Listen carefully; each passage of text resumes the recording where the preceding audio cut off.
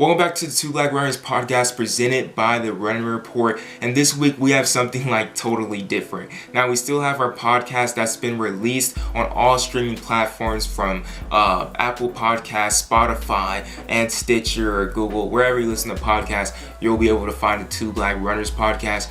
But we're going to release this podcast in parts here on YouTube because we had 5 individual interviews on Sunday that we did on our IG Live. It was a big black running community conference and just had some of the top elite athletes from now and in the past come on and just talk about the social injustice, systemic racism, and everything that's been going around right now with the death of George Floyd and Mount Aubrey and everything like that. It was really just great conversation, things that they want to see happen in the future, how race has affected their life and how it has affected them in their running. It's a great listen, and we're going to start it off with Corey Carter. Then the next day we're going to have Michael Granville, then Raven Rogers, Will Clay, and then lastly on Saturday we're going to end it off with Joseph Gray. This is some really great interviews. Hope you guys listen to every single one of them, and this is just our efforts into keeping the conversation going. We all know that usually it lasts for 2 weeks. It's like a Black Spirit Weeks for a couple weeks, but here on the Running Report we want to keep the conversation going, and we're doing it the best way that we can by bringing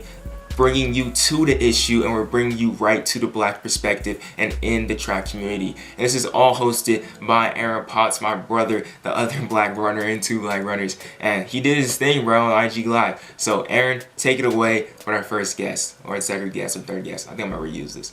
Aaron, just take it away. We got it to work. People are probably watching this and they don't understand why I'm so happy about that. We tried 10 times and it did not work. So, man, I'm happy this worked. Man. Me too. We gotta get you on here, bro. Yeah. Nice. But dang, honestly, this has been tight. We've been on this for almost over an hour. Yes. Talking. That's dedication, man. For real. I mean, I'm having fun. You guys are all pretty easy to talk to, so I like doing this stuff. This is what I do, for sure. Right. But so Joe, the main reason we wanted to do you, I wish we could have did you first, but we want to do you first because that's my fault. That's my fault. It's all good. But being Running Report, me and Joshua are distance runners, and we grew up as distance runners. So by the time we did club and stuff, by the time you get to high school though, I was always the only black guy on my team, from high school, college to running with the Aggies, and it's different. Can you speak on that experience? Did you have a similar experience to that?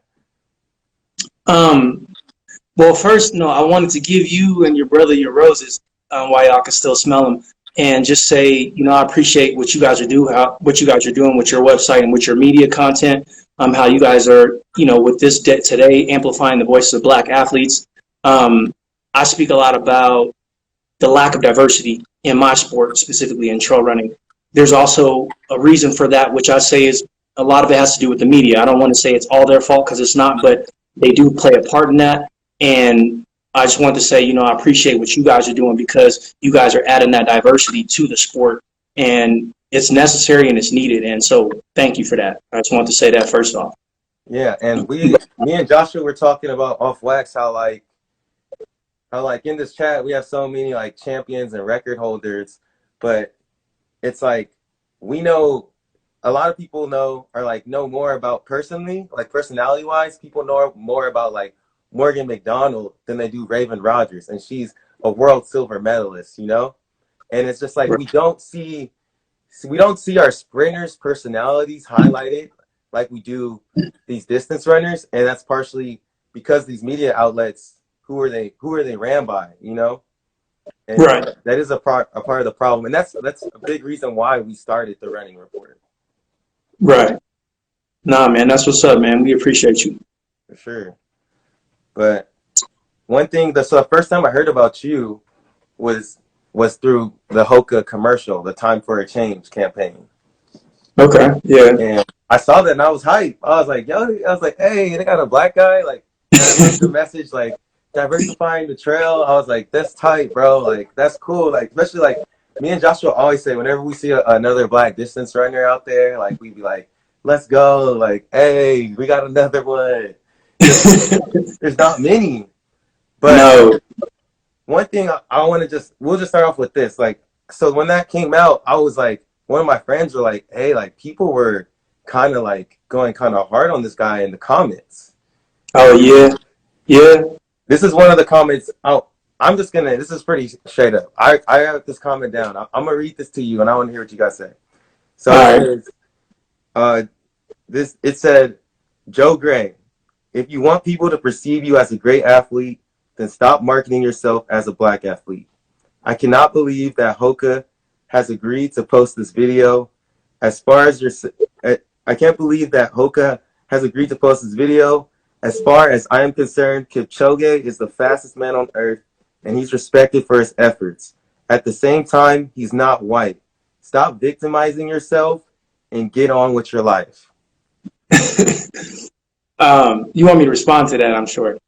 I'm just saying, a lot of people feel like that. Why? No, so let's start. Let's get the record straight. I have had a long career. I've not been talking about race. I haven't been talking about me being a black American, nothing like that. I had a lot of stats stacked up before that. It was not about me being black. But I did point out the fact that when I was the first black athlete to accomplish certain things, because that is necessary to promote that next generation of young minorities who need somebody who looks like them, and they need something to, aspire to. So I felt that was important to say, when I was the first black American to win the mountain running championships, that's a big deal. And I want other young black kids to understand, like, it's not just a white sport. Anyone can do it, and there's opportunities there for you.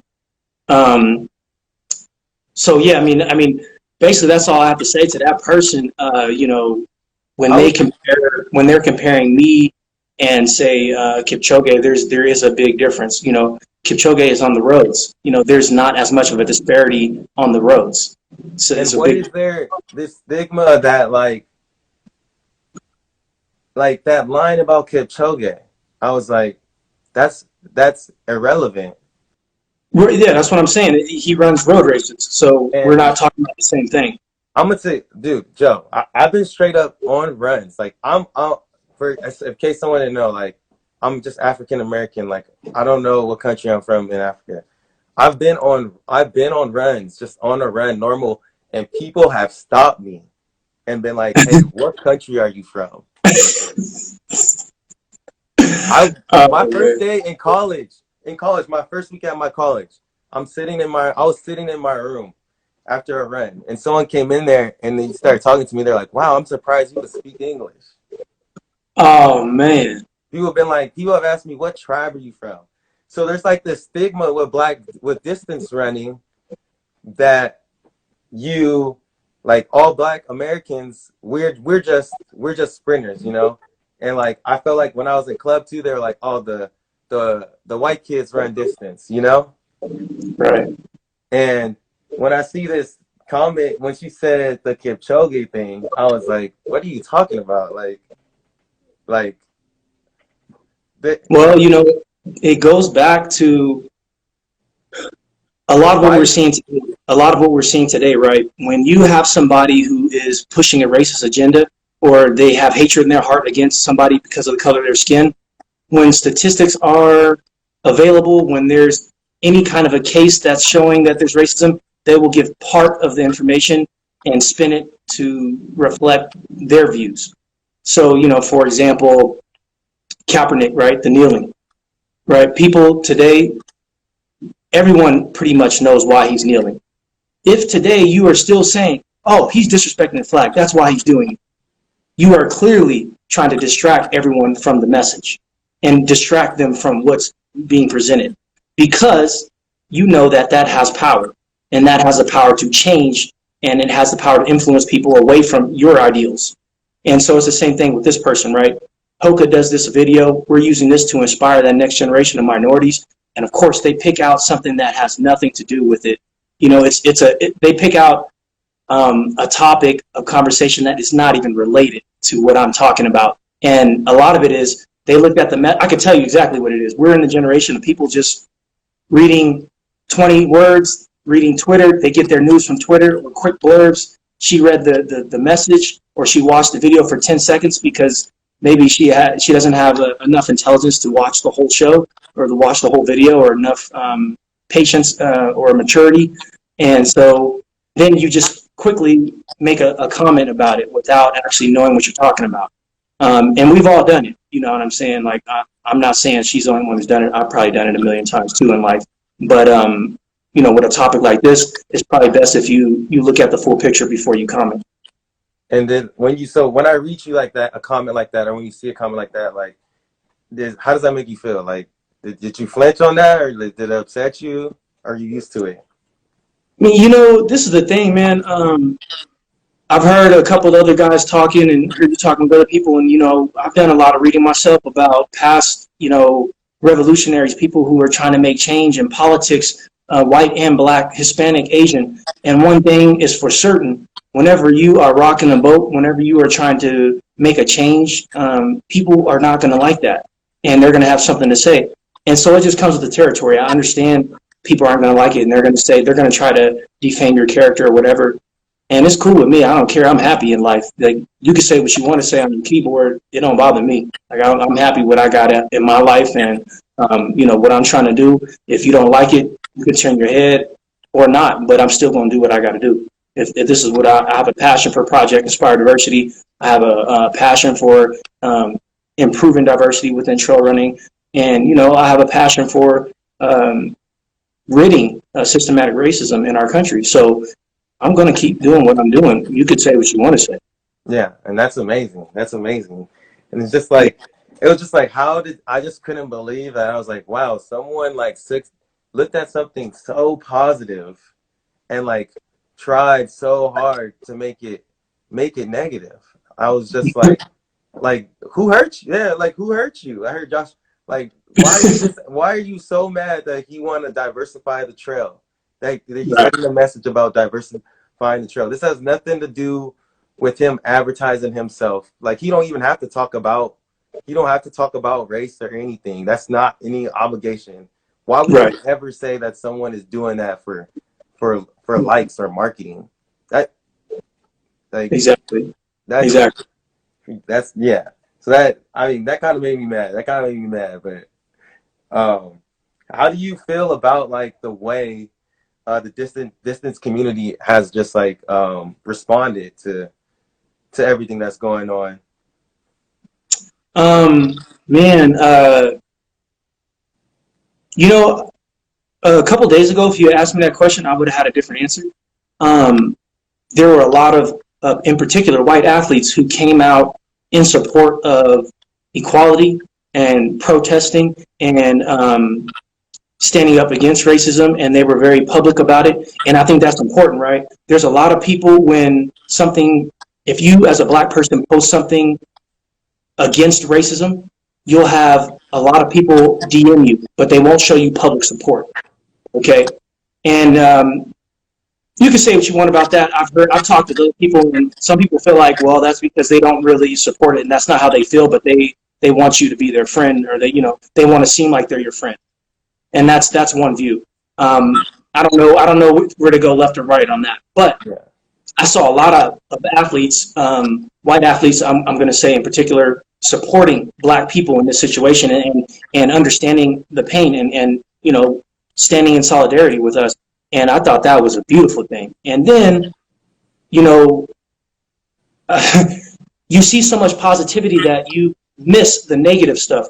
And so now that things have kind of quieted down on social media, there are still people supporting, but then you start to see, okay, there's a lot of people who had something to say totally against it, or didn't have anything to say in, talking about the murder of George Floyd, or talking about Ahmaud Arbery getting killed, but they had a lot of things to say about the looters or the rioters, or a lot of things to say about, oh, why are they demonizing Drew Brees for saying he doesn't like people disrespecting the flag? It's like, you had all this stuff to say. Yeah. That was, very anti-black, very Fox News. If we're going to be 100, and I'm going to keep it a buck, Fox News is very anti-black. And that really is disheartening. When I saw that stuff, I'm like, some of these people that I'm seeing, these comments or posts is showing me who their true colors, and it hurts because a lot of these people I looked up to and I thought of them as friends. And, I think at the end of this, I thought just thinking to myself, I'm like, man, I'm gonna have a lot of people I don't consider friends at the end of this, and that hurts. That hurts because there's a lot of people. I always looked at myself as somebody who loves everybody, white, black. I don't care if you green. I don't care if you where you from. I love you, and I stand up with if you was a white person and there were black people out here saying we're gonna go kill white people, and some kind of movement against that, I'll stand with you as a white person because I don't believe in that. You know what I'm saying? I believe in equality. I believe that we were made in God's image, and we are supposed to treat each other with love, no matter what the color of our skin is. Yeah, no, that's 100. And yeah, it's just like kind of going back to the comment. Like, it's just you have so much to say about this person trying to market them this way, but what do you got to say about the positive message that was in there? Like, that's very in your face. Like, you don't want to Right. talk about it. Something in you got hurt. Like, you feeling uncomfortable for some reason. And Yeah, like, yeah, their veil is very thin. yeah, no, and it's very strange. But how does it feel like Hoka just Hoka just announced like they're supporting the Black Lives Matter movement? They donated 500,000 NCAACP and among Black Lives Matter, among others as well. I mean, as you know, I work for Hoka as well, and that for me Right. that made me feel like very like it made me feel like a little bit more comfortable because like you were saying in the past I've seen you talk about like how you felt weird about talking about certain things because you felt like you're gonna get dropped by some sponsor or something. How does it feel? Right. Like, I think it's awesome that like I'm on Running Report with another Hoka. I'm a Hoka employee with a Hoka athlete, and we're out here and we're just talking about race, like no holds bar. Like, I'm not afraid that my job's on the line. Right. Um, I can say this. I'm not surprised that Hoka is, in support of Black Lives Matter because just like you probably met a lot of people at the headquarters, and I think the people inside the company, that's what really makes the company. It's not the brand Hoka. It's the people inside, and they create the image. They create the relationships. And I don't want to put people on blast, but I know there's a couple of them. I think they're Okay, here talk. they're here on the chat and they know who they are, but um, they're in support of equality. They know they're woke. They understand there are problems in our country racially, and they're not afraid to talk about it themselves, even on their public forums. And so to see that the company was in support of this is huge for me as a black athlete, and I've been a professional athlete for many years, so I've seen how being a black athlete has disadvantages when you're talking about running at a professional level in this country, especially as a trail runner. And to have that support is like priceless.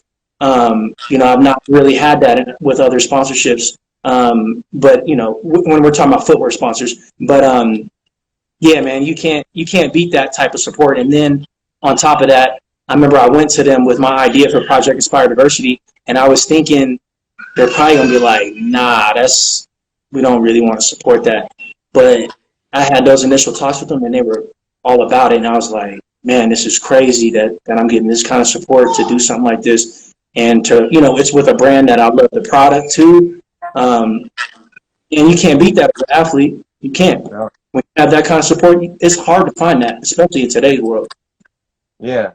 And like stuff for me, like stuff like that gives me hope because I feel like if we can like actually make some good change on like company levels and people like proactively becoming anti-racist and honestly just like getting getting more people on our side. Like one thing that like scares me sometimes I was talking about like we could go back to the Drew Brees thing like he said those comments, and then his teammates said that they went and they talked to him and stuff, and then he came out and he like took him back, asked for forgiveness, and he's saying he's doing things and stuff, and like, but people are still mad. People are still mad. They're like, it took all that for you to realize.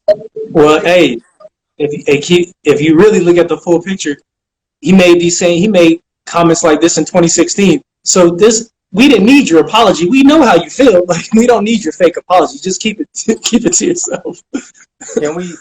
What I'm saying though is it possible for us to get him on our side? For him to change how he's feeling on the inside? Is that something? You mean to get him on our side? What you mean get him on our side? Like, what do you mean by that? I'm saying it's his apology. Like, can he apologize? I don't know. Show something. Do something to show that he's not about that. He understands. Like, I don't know how you don't understand, but he understands. Well, I'll say this. He understands. Is that not possible? I'll say this. I think as Black people, we have been raised to be forgiving. It's just kind of part of our culture to forgive people and not really hold grudges. Like, you think about it, it started in the 1600s when we came here. Yep. Slaves, when they were freed, they had to learn how to let go of hating the white man because they needed jobs when they wherever they went. When they left the plantation, the black slaves, the freed ones, they needed jobs. And who had the jobs? Who were the ones hiring? White people. So they had to understand, I got to let that go. I'm upset what they did to me, but I got to let it go. With this situation, I forgive Drew Brees, right? Because at the end of the day, I'm not God. I can't judge him. You know what I'm saying? And if he says sorry, he says sorry, and so be it. However, I know where you truly stand. So would I ever trust you with something? No. Like, I know who you are. You know what I'm saying? And you've shown us who you are. So I would never trust you with anything. And honestly, the only way he could get support back in the Black community is he would have to give a lot of money away to Black causes. That's what I'm saying. Education, like, there's matter of fact, you look at the state he's playing in, poor education in Black communities. He would need to build some really nice schools. I mean, even beyond that, you got to think about it. Like, his apology was so whack on so many levels. Like, I don't think people realize he took a stock photo and put that on Instagram of a black and a white hen. I'm like, who does that? Oh, like, that wasn't genuine at all, man. So, like, he'd have to give a lot of money, a lot of money. He had to give away his whole contract at this point. I just don't think people will ever trust him because, that's what Colin had to do. Colin had to give up his entire contract. So that makes right. That makes sense. And I like in the comments he said, "What do you mean get him on his side? Forgiveness and trust, very different things." Well said. I agree. Forgiveness and trust are different. She can teach you a lot, man. You need to have her. You need to remember that name, Krista. She knows a lot, man. I learned a lot. I was on a panel with her just last summer. It was like in the fall, and man, she's a beacon of light, man. You learn a lot from her. Okay, I'm gonna hit her with the follow-up. Yeah, definitely hit her up, man. All right, for sure.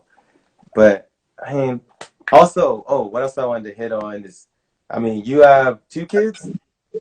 Yeah, I do. I apologize if y'all been hearing him screaming. My son, like, when he sees me in here, he's trying to come in here and bother me, but I apologize. How does it feel to be a father and like have that pressure of just like the world he's coming into? Like, I think yours are pretty young. Yeah, they're very young. They're babies. So what I'm most afraid of is I don't want to have to raise them to handle police the same way that my parents raised me. I want them to just feel like equals, but that might not be the case. But also beyond that, I feel like a lot of the people that you see saying things racist publicly right now are around our age group. That's kind of scary, right? Like people that grew up in our decade. And so these are the people having kids right now also. So if they have those views and they push those on their kids, that means my kids got to go to school with these racist kids. That's scary. That's something that bothers me a lot when I think about the future. It's like, man, if the hatred was coming from, 80, 90-year-old people, it's like, well, yeah, they're not making kids anymore, so whatever. But the fact that we're seeing a lot of this stuff coming from young people, man, yeah, that worries me about when they start going to school, and experiencing racism. Like, um, I experienced it. I'm sure you did. And many of the people that you found tonight, we've all experienced it when we were younger. And so you got to imagine it's probably even worse now because of technology. So the things that we experienced weren't as bad. They'll be amplified now because they can, you got cell phones. You can make things, you can embarrass people. You could take racing to a whole other level with technology. So our kids coming up in that era is like, it's a little worrisome. Casey. Yeah. No, definitely. I always feel for parents whenever I see these situations. I always think about my mom just because she has four boys, you know. And my man Dang. Aubrey was 25, and he was 25 on a run in a predominantly white neighborhood. I do that every day. So yeah. So and we're all like basically runners and stuff. And yeah, I just feel like I'm like, dang, like I don't want my moms and grandma living with that fear, No, you know. no. That just upsets me that they have to feel like that. Yeah. Like, yeah, I mean, you probably don't even you probably feel anger, you're like me, we're young, we're in the world, we're experiencing this, but you think about our grandparents, they feel fear because they're like, my next generation could die, they could be innocent and die. We've seen it many times in history. It keeps on happening and happening. And so, the older generation, they witnessed it when they were young. And the fact that they're still witnessing it is very, this, I think I'm disheartened, but I look at my grandmother, and when I talk to my grandma, it's like, it's a whole nother level. It's like pain. It's like a pain. It's not even like you're upset. It's like painful to talk to him about that. They, even my grandma, my mom's mother, before she passed, she didn't even want to talk about some of the stuff that she experienced coming up because it was so painful. You know what I mean? And yeah, man, it's crazy that times are not we're not advancing as much as we thought we would. Yeah. Yeah. And I definitely feel like I was saying earlier, I feel like we all carry that pain. It connects from generation to generation. And like I don't Right. want to pass that critique. I want to end that, you know?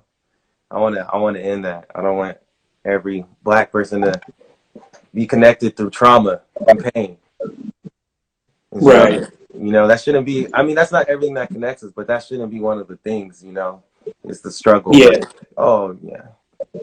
Yeah, not because of the color of your skin. That's not something you should experience because of something that you can't control. Your character should be the blame for all that stuff, not your skin color. No, no. But I think we hit it. I think we hit it all. I think that was Yes, sir. tough, Brett. I'm happy you Hey, finally were able to get this to work. man, I'm telling you, if there's any tech nerds out there, you could tell me why I couldn't connect to his IG live on his account, but I can do it on mine. Please let That me is, know. I have no idea. This is the second time it's happened to me too. So, man. but such a great combo. Okay, and that's all I got for you today. Thank you, bro. I'm sure I'll see you soon. Hit me up whenever you're in Definitely. SD for sure. If you're ever at headquarters, hit me up. Man, I know you out there under them palm trees right now. We don't got those, but I would love to be over there with you right now. Yeah. I'll see you soon. Okay, man. Y'all take it easy. Peace. Oh, my bad.